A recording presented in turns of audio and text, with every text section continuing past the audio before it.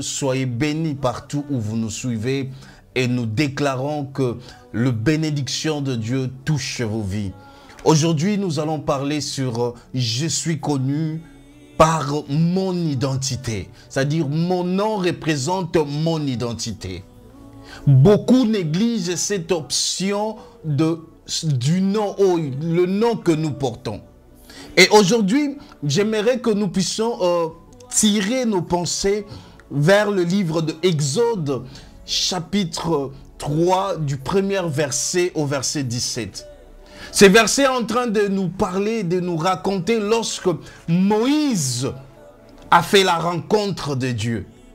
Et lorsque Dieu a parlé à Moïse, Dieu a dit à Moïse, « Va et dis à Pharaon de libérer mon peuple. » Moïse a posé à Dieu une question. Oui, Seigneur, tu m'envoies, mais que dirais-je à ces peuples? Si ce peuple me pose la question de qui es-tu, qu'est-ce que je dois répondre? Et Moïse, Dieu a dit à Moïse, tu diras à ces peuples, je suis Yahvé, je suis l'Éternel. Je suis celui qui va te délivrer de l'Égypte. Je suis celui qui va te sortir de tout problème. Je suis celui qui était et qui sera. Je suis celui qui marche avec toi. Je suis celui qui autorise les événements venir dans ta vie. Je suis celui qui te connaît mieux que tout le monde. Je te connais mieux que ta femme, mieux que ton homme, mieux que tes parents, mieux que tes enfants. Je suis l'élément important, je suis le centre de ta vie. Dieu s'est présenté à Moïse comme étant le Dieu de je suis, le Dieu de présent. C'est pourquoi je dis toujours aux enfants de Dieu, ne pensez pas ou ne réfléchissez pas avec Dieu dans le futur. Dieu est, quand il est venu en Christ parmi nous, il s'est appelé Emmanuel. Emmanuel veut simplement dire Dieu parmi les hommes. Dieu est là. Il a toujours été présent dans nos vies. Il a toujours été là depuis le commencement. Depuis que nous étions masse informe dans le ventre de nos mamans, Dieu était là. Pendant nos moments difficiles, Dieu est toujours là. Mais Dieu ne s'est pas arrêté de se présenter à Moïse comme étant le Dieu de je suis. Il a rajouté ceci en disant, je suis le Dieu d'Abraham, le Dieu d'Isaac et le Dieu de Jacob. C'était pour faire la différence entre les petits dieux, c'est-à-dire les dominations qui existent dans ce monde. Dieu a voulu que son peuple puisse lui reconnaître par son identité. Si la Bible nous montre que Dieu a une identité qui est connue de tous, connu de son peuple, connu dans le royaume spirituel, à combien plus fort que le nom que toi tu portes est connu dans le monde spirituel. J'aimerais dire à quelqu'un qui porte un nom qui apporte beaucoup de mal dans sa vie. Dieu a changé de nom dans la vie de gens dans la Bible. Dieu a changé le nom d'Abraham. Dieu a changé le nom de Jacob. Dieu a changé le nom de Pierre. Dieu est capable de changer ton identité aussi. La Bible est en train de nous dire, en réalité, en l'homme, c'est l'esprit. Et quand nous parlons du monde spirituel, nous sommes connus par le nom que nous portons. Et que le nom que nous portons nous donne soit accès dans le monde spirituel, soit ça nous ferme des portes. Vous savez, la Bible est en train de parler de Japheth dans la Bible. Il était bien. La Bible dit qu'il avait une vie décente. Mais il a constaté quelque chose. Malgré ce qu'il était en train de vivre, malgré ce qu'il avait, il était limité. C'est pour cela qu'il a fait une prière en disant à Dieu, élargis ma tente. Bien-aimé, ce que tu es en train de vivre n'est pas ta vie. Ce que tu es en train de traverser, c'est peut-être à cause du nom que tu portes. À cause du nom que tes parents t'ont donné. Parce que lors de ta naissance, il y a eu un événement qui s'est fait. Mbongo Passi, Malela. Donc chaque nom a une signification dans le monde spirituel. La première des choses pour sortir de ces choses, tu dois connaître la signification de ton nom. le nom que tu portes, le nom avec lequel tu te présentes devant les gens. Une fois que tu vas reconnaître la puissance qui est cachée dans ton nom, tu vas faire la prière que Dieu change ton identité spirituelle. L'identité spirituelle d'une personne peut être changée. Dieu est capable de changer l'identité d'une personne pour que tu rentres dans ta saison, pour que tu vives le miracle, pour que tu vives des exploits. Et aujourd'hui, je suis en train de venir t'apporter la bonne nouvelle.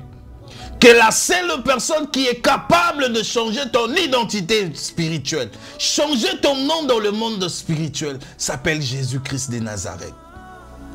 Tu verras que tout ce que tu es en train de traverser, la cause c'est ton nom. La cause c'est le nom de la famille que tu portes. La cause c'est le nom que tes parents t'ont donné. Dieu s'est présenté, il a dit je suis. Mais il ne s'est pas arrêté là, il a dit encore pour bien préciser. Je suis le Dieu d'Abraham, d'Isaac et de Jacob.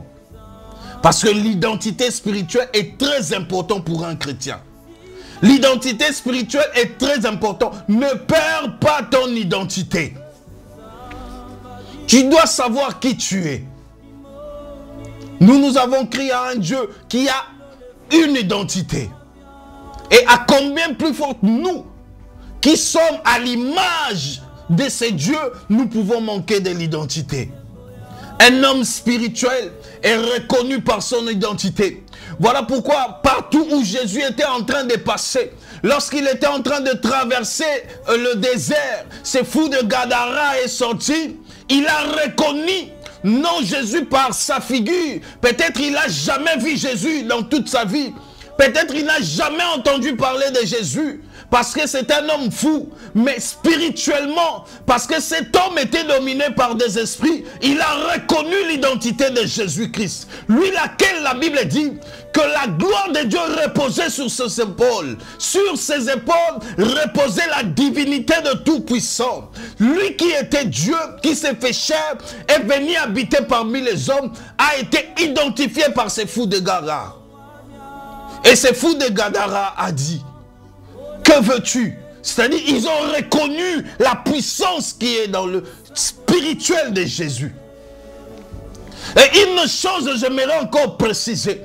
La Bible dit que lorsque Jésus est descendu dans les entrailles de la terre, lorsqu'il a été mort pendant ces 3 jours, il est allé arracher le clé de la mort. Il est allé arracher. Arracher est un verbe français qui veut dire qu'il y a une différence. Ça dit arracher veut dire je les prends par force. Jésus a pris par force. Parce que son identité a été reconnue. Je viens dire à quelqu'un que Jésus-Christ que je t'ai dit, change ton identité aujourd'hui.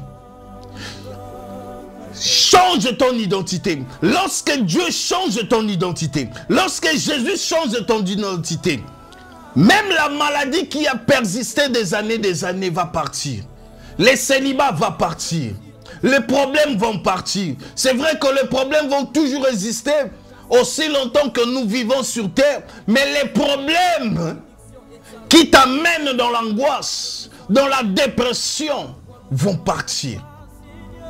La Bible dit que Salomon a vécu un trône où il n'y avait pas de guerre.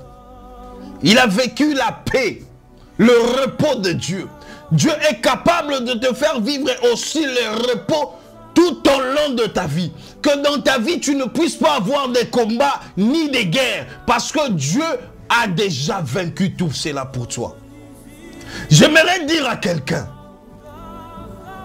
lorsque Dieu change l'identité spirituelle d'une personne, cette personne devient puissante. Ce qu'il dit s'accomplit. Ce qu'il déclare prenne vie.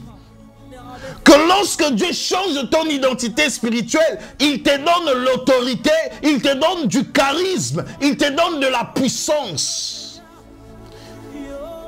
Tu es connu dans le monde spirituel par rapport au nom que tu portes. Le nom, lorsque Dieu transforme ces noms, il te donne une nouvelle identité. Il te donne l'identité de prince. Il te donne l'identité du roi. Il te donne l'identité de fils de Dieu. Il te donne l'identité de la personne qui est libre. Il te donne l'identité de la personne qui est affranchie, rachetée par le sang de Jésus-Christ. J'aimerais déclarer dans ta vie que Dieu change ton identité spirituelle, que Dieu change ton nom spirituel, au nom de Jésus-Christ. Tout ce qui dérangeait ta vie, que Dieu aujourd'hui change ton identité. Que tout ce qui, ton identité antérieure avait apporté dans ta vie passe. C'est pourquoi la Bible dit, voici toutes choses deviennent nouvelles. Les choses qui deviennent nouvelles, ce n'est pas notre corps, mais c'est l'identité spirituelle que Dieu change. Et pourquoi la Bible dit que les choses anciennes passent, c'est-à-dire tout ce que l'identité antérieure t'avait apporté, t'avait amené, cela va passer. Et Dieu va te donner une nouvelle identité. Par la nouvelle identité, la Bible dit qu'il commence par effacer l'acte dans l'ordonnance qui nous condamnait et qui subsistait dans nos vies. Dieu commence par effacer tout ce qui condamne ta vie, tout ce qui subsistait dans ta vie, tout ce qui était ténèbres. Dieu transforme cela. Dieu change cela. Que Dieu te bénisse là où tu es. J'ai prié pour une personne, que Dieu change ton identité. Afin que tu puisses vivre de nouvelles choses, que tu vives la puissance de Dieu, que tu vives la grâce de Dieu, que tu vives la main de Dieu dans ta vie, que Dieu change ton identité, comme il a changé l'identité d'Abraham à Abraham, à Sarah à Sarai, comme il changeait l'identité de Pierre à Céphas, que Dieu change ton identité. Que Dieu change ton identité de Saul, afin que tu deviennes Paul. Que Dieu change ton identité spirituelle au nom puissant de Jésus-Christ. Que l'Éternel Dieu des armées te visite en cette journée. Toi qui me suis en ces moments, que Dieu te visite. Au nom puissant de Jésus-Christ, soyez bénis chez vous à la maison. Au nom de Jésus.